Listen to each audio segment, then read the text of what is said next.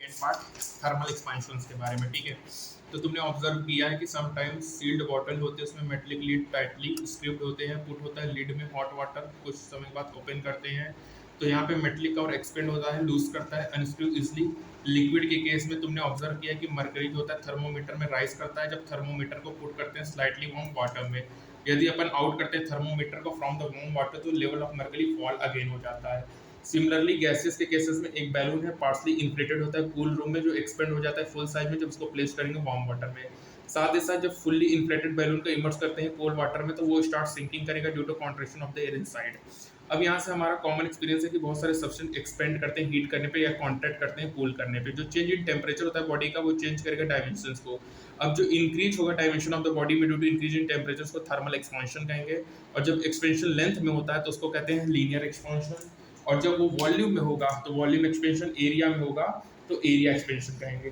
ठीक है, अब बात करेंगे यहाँ पे delta L is equal to alpha one delta T, important formula.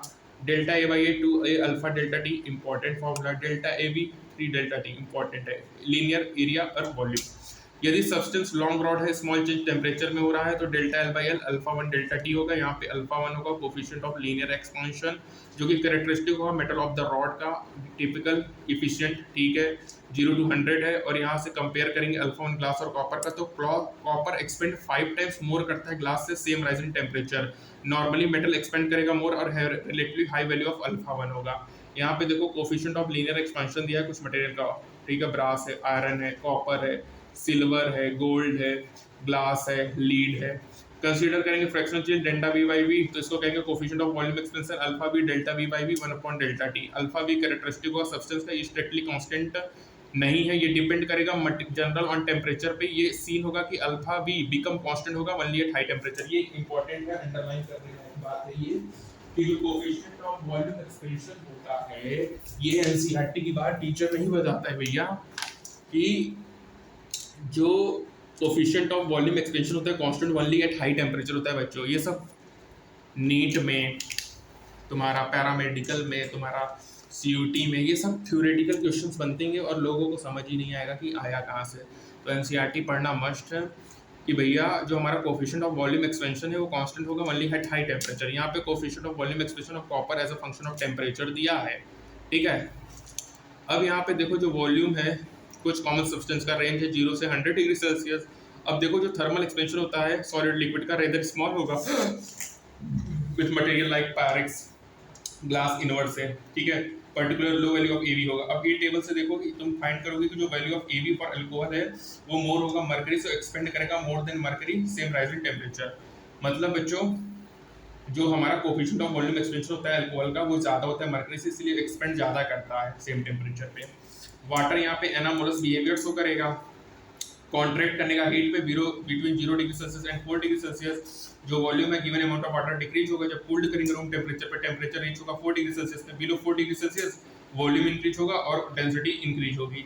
मतलब बच्चों वाटर की जो डेंसिटी मैक्सिमम होगी वो 4 डिग्री सेल्सियस की होगी। ये प्रॉपर्टी इंपॉर्टेंट है। Environmental effect bodies of water है जैसे lake ponds freeze at the top first. जो लो लैग कूल करेगा टुवर्ड 4 डिग्री सेल्सियस तो वाटर नियर द सरफेस आएगा, एनर्जी को लॉस करेगा, बिकम डेंसर और सिंक होगा। जो less dense water near bottom rises होगा जब colder water top reaches temperature below 4 होगा तो इट बिकम लेस डेंस और रिमेन होगा सरफेस पे जब फ्रीज करेंगे। यदि वाटर में ये प्रॉपर्टी नहीं होगा तो लेग और पॉन्ड फ्रीज हो जाएगा बॉटम अप जो कि डिस्ट्रॉय कर देगा एनिमल और प्लांट लाइफ को। ठीक है, गैसेस और ऑर्डिनरी टेम्परेचर एक्सपेंड मोर करते हैं सॉलिड एंड लिक्विड से। जैसे लिक्विड में coefficient of volume expansion relatively independent होता है टेम्परेचर पे और गैसेस में ये डिपेंड करेगा टेम्परेचर पे। अल्फा बी जो होता है बच्चों वो इंडिपेंडेंट होता है टेम्परेचर पे लिक्विड के केस में, लेकिन अल्फा भी डिपेंड करेगा टेम्परेचर पे। इसलिए आइडियल गैस में जो कोफिशिएंट होगा वो दिया है P = μ RT, कांस्टेंट प्रेशर पे P delta V = μ R delta T, delta V upon delta T by D. Alpha V 1/T for ideal gas होगा 0 डिग्री सेल्सियस पे, अल्फा V 3.3 × 10⁻³ केल्विन होगी जो कि बहुत ही ज्यादा होगा सॉलिड एंड लिक्विड से। और यहाँ पे क्वेश्चन बताएगा कि टेम्परेचर डिपेंडेंसी अल्फा V को डिक्रीज होगा जब अपन टेम्परेचर बढ़ाएंगे। और गैस रूम टेम्परेचर पे कांस्टेंट प्रेशर पे AB 3310 × 10⁻⁶ केल्विन होगा जो कि अपन को ऑर्डर ऑफ मैग्नीट्यूड लार्जर होगा coefficient of volume expansion of typical liquid. और यहाँ पे सिंपल रिलेशन है बिटवीन अल्फा बी और alpha coefficient of linear expansion पे। ठीक है, जो कि है alpha B equal to 3 times into coefficient of length expansion. ठीक है, अब यहाँ पे क्या होगा यदि अपन प्रिवेंट करेंगे थर्मल एक्सपेंशन ऑफ रॉड को, जब उसके एंड को रिजिडली फिक्स कर दे। क्लियरली देखो, जो रॉड होता है एक्वायर करेगा compressive strain due to external force, provide करेंगे rigid support at the end, और ये जो करस्पॉन्डिंग स्ट्रेस होता है बच्चों सेटअप होगा रॉड पे, उसको थर्मल स्ट्रेस कहेंगे। जैसे एक स्टील रेल है, length 5 metre, area cross section 40 है, प्रिवेंट कर रहा है एक्सपेंडिंग से। जब टेम्परेचर राइज हो रहा है, जो कोफिशिएंट होगा स्टील का 1.2 इंटू 10⁻⁵ केल्विन होगा। जो कंप्रेसिव स्ट्रेन होगा delta L upon L alpha into delta steel, वो यंग मॉडुलस इतना हो गया। देयरफॉर जो वाई स्टील होगा delta F by A is equal to Y steel delta L by L होगा, और delta F is equal to A by steel delta L upon L होगा बच्चों, जो कि 10⁵ न्यूटन होगा।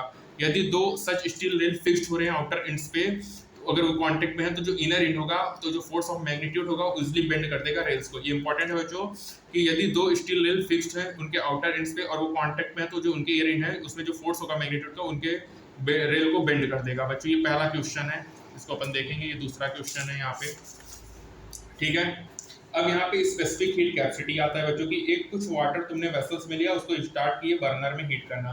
अब तुम नोटिस करोगे कि जो बबल है वो ऊपर की तरफ मूव करेगा, और जो जैसे टेम्परेचर बढ़ेगा तो जो मोशन है वाटर मॉलिक्यूल्स का बढ़ेगा, वो टर्बुलेंट होगा, वाटर स्टार्ट करेगा बॉयल करना। और क्या फैक्टर है जिसमें क्वांटिटी ऑफ हीट रिक्वायर होगा टेम्परेचर को बढ़ाने के लिए, तो यहाँ पे अपन क्वेश्चन करेंगे फर्स्ट स्टेप में। जो हीट है वो गिवन क्वांटिटी ऑफ वाटर है जो कि राइज करेगा उसको टेम्परेचर को सपोज करो 20 डिग्री सेल्सियस पर नोट करेंगे। अगर जब फिर से हम सेम अमाउंट ऑफ वाटर लेके टेम्परेचर को बढ़ाएंगे 40 डिग्री सेल्सियस सेम सोर्स में, तो तुम नोट करना कि टाइम टेकन अपन ने देखा। अब यहाँ पे देखेंगे ट्वाइस हो रहा है टाइम, तो जो डबल होना चाहिए क्वांटिटी ऑफ हीट रिक्वायर्ड जो टेम्परेचर को बढ़ाएगा सेम अमाउंट ऑफ वाटर को। सेकेंड स्टेप में सपोज करो तुमने डबल की अमाउंट ऑफ वाटर को हीट किया।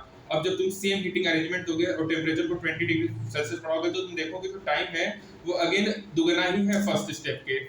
यदि थर्ड स्टेप में तुमने वाटर को रखा और heat same quantity of same दिया और रेज किया टेम्परेचर को, तो तुम नोट करना सेम स्टेप वाच को, तुम देखोगे कि जो टाइम टेकन है वो शॉर्टर हो जाएगा और जो क्वांटिटी ऑफ हीट रिक्वायर्ड है वो लेस हो जाएगा, required for the same amount of water for same rising temperature.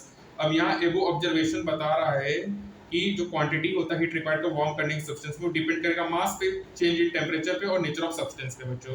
तो जो चेंज इन टेम्परेचर होता है सब्सटेंस का, जब एक गिवन क्वांटिटी ऑफ को हीट या एब्सॉर्ब या इजेक्ट करता है क्वांटिटी, उसको हीट कैपेसिटी कहते हैं सब्सटेंस का। और हीट कैपेसिटी होता है delta Q upon delta T.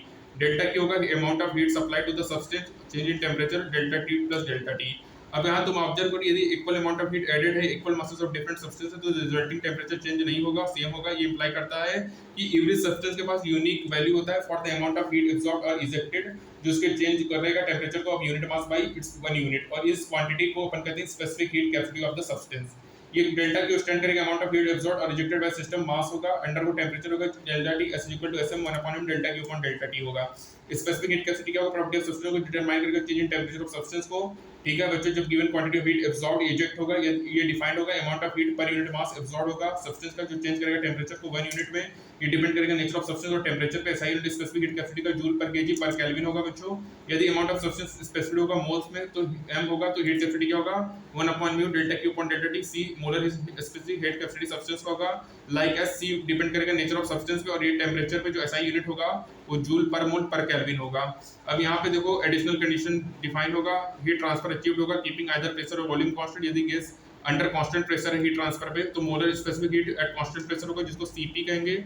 यदि volume of the gas maintain है ड्यूरिंग हीट ट्रांसफर, तो corresponding at molar at constant volume होगा, जिसको सीवी कहेंगे।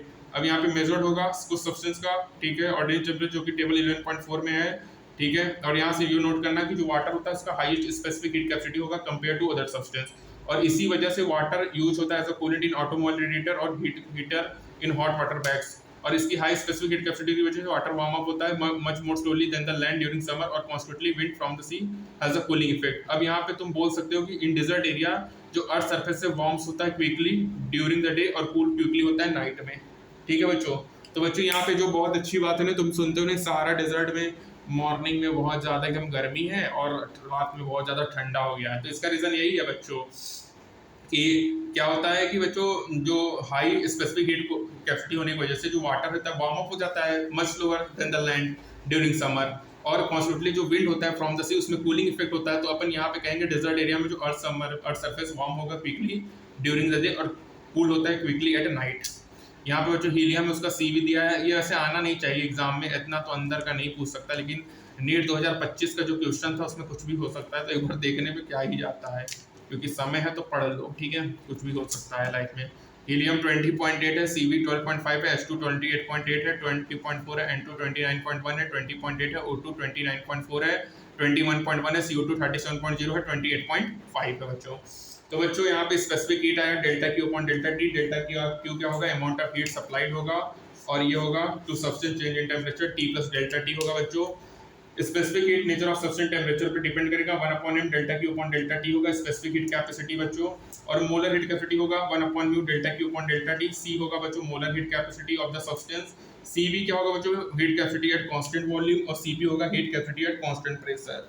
बच्चों वाटर का सबसे हाईएस्ट स्पेसिफिक हीट कैपेसिटी होता है कंपेयर टू अदर सब्सटेंस, और इसकी वजह से बच्चों डेजर्ट्स जो होता है वार्म होते हैं जल्दी, और जल्दी कूल भी हो जाता है बच्चों, ठीक है। उसके बाद बच्चों तुमको और बताया कि यदि दो स्टील रेल फिक्स्ड होंगे आउटर एंड्स पे कांटेक्ट होंगे तो inner ends a force of magnitude easily bend करेगा रेल्स को। कॉरेस्पॉन्डिंग स्ट्रेस जो कि सेटअप होता है रॉड को, उसको थर्मल स्ट्रेस कहेंगे। A B equal to 3 times alpha 1 होगा। गैसेस में ऑर्डिनरी टेम्परेचर में एक्सपेंड मोर करेगा सॉलिड और लिक्विड से। वाटर की मैक्सिमम डेंसिटी होती है 4 डिग्री सेल्सियस पे। और बच्चों जो इथाइल अल्कोहल होता है मोर होता है मरकरी से, उसकी कोफिशिएंट ऑफ वॉल्यूम एक्सपेंशन, जो कि इसकी वजह से वो एक्सपेंड ज्यादा करता है बच्चों। और बच्चों ये देखा गया है कि हाई टेम्परेचर पे जो कोफिशिएंट ऑफ वॉल्यूम एक्सपेंशन होता है बिकम कांस्टेंट होता है बच्चों। कॉपर बच्चों 5 टाइम्स मोर एक्सपेंड करेगा गैसेस के सेम राइजिंग टेम्परेचर पे। Delta L upon L alpha 1 delta T होगा। कोफिशिएंट ऑफ लीनियर एक्सपेंशन होगा characteristic of material of the rod में। यदि लेंथ में एक्सपेंशन तो लीनियर एक्सपेंशन, वॉल्यूम में तो एरिया एक्सपेंशन, सॉरी सरफेस यदि एरिया में चेंज तो एरियल एक्सपेंशन, वॉल्यूम में तो वॉल्यूम। 1D 2D 3D है बच्चों, ठीक है। थर्मल एक्सपेंशन है जो इंक्रीज होता है डायमेंशन ऑफ द बॉडी में due to increase in temperature, उसी को थर्मल एक्सपेंशन कहेंगे। लीनियर होगा, वॉल्यूम होगा और एरियल होगा। यदि लेंथ में चेंज तो लीनियर है बच्चों, यदि एरिया में चेंज तो एरियल एक्सपेंशन है, और वॉल्यूम में तो volume. A V is equal to 3 times होगा ए एल, मतलब जो कोफिशिएंट ऑफ वॉल्यूम एक्सपेंशन होगा वो 3 टाइम्स होगा कोफिशिएंट ऑफ लीनियर एक्सपेंशन के बच्चों, ठीक है। तो यहाँ पे हो गया ये हमारा। अब अपन थर्ड पार्ट में कैलोरीमेट्री लेंगे, ठीक है। तब तक मिलते हैं थर्ड पार्ट में, तब तक के लिए स्टे ट्यून्ड, थैंक यू।